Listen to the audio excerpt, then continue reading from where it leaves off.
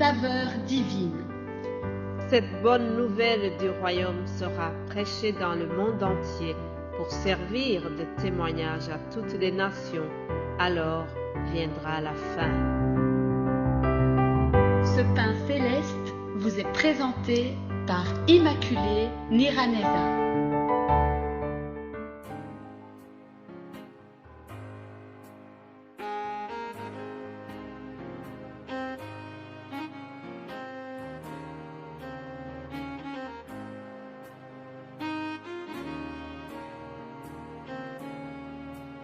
Shalom, shalom, bien-aimés de Dieu qui suivent l'émission Saveur divine, que la paix de Christ soit avec vous. Avant de vous donner le message d'aujourd'hui, je voudrais vous donner une annonce spéciale. Considérez cela comme une mise au point. C'est suite à ce que j'ai remarqué sur le groupe WhatsApp où j'envoie les messages tous les jours. Je voudrais vous rappeler ceci, chers amis. Le ministère Saveur divine est basé sur un appel prophétique de Dieu. C'est un appel que j'ai reçu à plusieurs reprises. Et depuis 2 ans et 8 mois, ce ministère fonctionne et il a le but principal d'enseigner la parole de Dieu. Le but de faire grandir votre foi. Amenez les gens à Jésus-Christ dans cet appel prophétique. Ma seule référence, c'est la Bible, la parole de Dieu.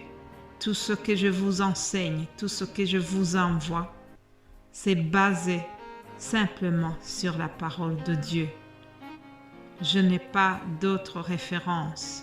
Alors, s'il vous plaît, respectez les consignes que j'ai données dans ce groupe, le groupe WhatsApp où j'envoie les messages. Si vous avez envie de partager quelque chose, ça doit être strictement lié au message que j'ai envoyé. C'est déjà arrivé que des frères et sœurs envoient des images qui contiennent des versets bibliques que j'ai cités ou une chanson qui fait référence à l'enseignement que j'ai donné. Tout cela, c'est bienvenu. Mais des choses qui ne sont pas du tout en rapport avec le message que j'ai donné, s'il vous plaît, gardez cela pour vous. Je vous remercie de faire attention à cela. Et j'espère que sur ce groupe, il n'y aura plus besoin de faire une remarque pareille. Que Dieu vous bénisse abondamment et je vous souhaite de continuer à suivre la parole de Dieu qui est donnée sur ce groupe. Après cette remarque, je vous propose de continuer notre méditation. Comme vous savez, toute la semaine ici, nous sommes en train de voir la prière sacerdotale que nous trouvons dans l'Évangile selon Jean, chapitre 17. Aujourd'hui, je commence par le verset 6. Je lis au nom de Jésus-Christ. J'ai fait connaître ton nom aux hommes que tu m'as donnés du milieu du monde. Ils étaient à toi et tu me les as donnés. Et ils ont gardé ta parole. Maintenant, ils ont connu que tout ce que tu m'as donné vient de toi, car je leur ai donné les paroles que tu m'as données et ils les ont reçues et ils ont vraiment connu que je suis sorti de toi et ils ont cru que tu m'as envoyé. C'est pour eux que je prie. Je ne prie pas pour le monde, mais pour ceux que tu m'as donnés parce qu'ils sont à toi. Et tout ce qui est à moi est à toi, et ce qui est à toi est en moi. Et je suis glorifié en eux. Alléluia. Bien-aimé en Christ, Jésus-Christ donc est en train de prier, est en train d'intercéder auprès du Père en faveur de ses disciples. C'est bientôt le retour vers le Père Céleste qu'il a envoyé dans le monde et il est en train de prier pour ses disciples. il dit, j'ai fait connaître ton nom. Alléluia. Nous devons savoir que tout ce que Jésus a fait pendant tout son ministère, ce que Jésus a fait avait le seul but de faire connaître le Père Céleste. Les enseignements, les miracles, tout ce que Jésus a fait pendant son ministère avait le but de faire connaître Dieu et surtout faire la démonstration de sa puissance. Alléluia. Alors il dit, les hommes que tu m'as donnés. Justement, ces hommes-là, il s'agissait de ses disciples. Jésus dit qu'il les a trouvés du milieu du monde. Ça veut dire que Jésus-Christ les a recrutés du milieu du monde. Vous savez, lorsque Jésus a appelé ses disciples, ils étaient occupés par leurs habitudes, par les occupations journalières. Si vous lisez dans Matthieu 4, vous verrez l'appel des disciples. Jésus leur a dit, suivez-moi.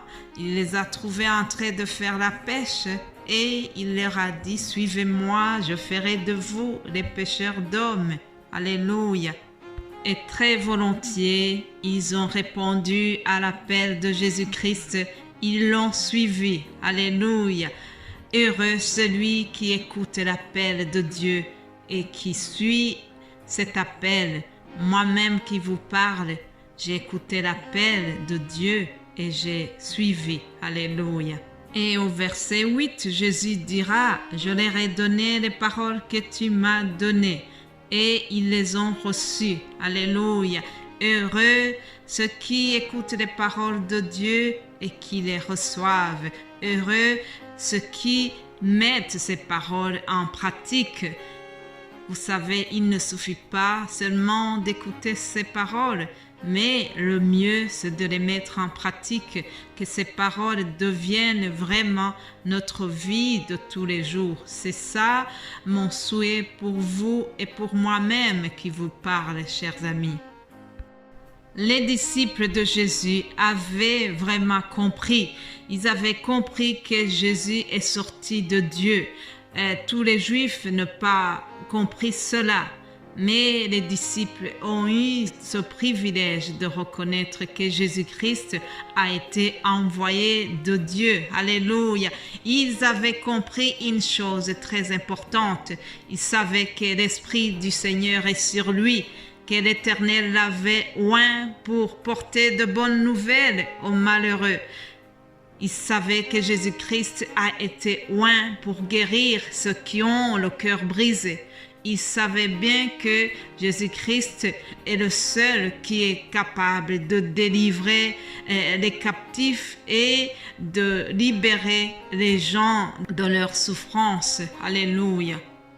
Les disciples avaient compris que Jésus-Christ est le seul qui peut opérer toutes sortes de délivrances dans tous les domaines. Ah, je prie que nous puissions comprendre cela, chers amis. Au verset 11, Jésus dit, « Je ne suis plus dans le monde et ils sont dans le monde. » En fait, en disant ces paroles, Jésus est à l'approche de la fin de son ministère. C'est bientôt l'œuvre de la croix, la mort et sa résurrection, puis le retour vers le Père Céleste. Mais Jésus-Christ en parle comme si c'était déjà un événement déjà accompli. Il sait bien que ce qui attend ses disciples n'est pas facile. Il sait bien que le monde où il va les laisser est un monde méchant. Il sait bien qu'ils vont subir la haine. Alors, il demande au Père de les protéger. Et il dira, Père Saint, garde-les en ton nom que tu m'as donné. Alléluia. Garde-les en ton nom. C'est le titre que j'ai donné à cette vidéo. Chers amis, celui qui est gardé en son nom, il est vraiment sous un refuge très sûr. Celui qui est gardé dans le nom de Dieu est sous une forteresse. Celui qui est gardé dans le nom de Dieu est sous une protection spéciale. Le nom de Dieu délivre, le nom de Dieu brise toutes les chaînes. Le nom de Dieu, si tu l'invoques, tu seras guéri si tu es malade. Invoque le nom de Dieu et il te répondra. Il sera avec toi dans toute ta détresse. Alléluia. Invoque le nom de Dieu. Cache-toi dans le nom de Dieu. C'est ce que je te souhaite et je termine cette méditation d'aujourd'hui pour continuer demain par la grâce de Dieu. Soyez bénis, passez une excellente journée et j'aurai la joie de vous retrouver demain. Amen.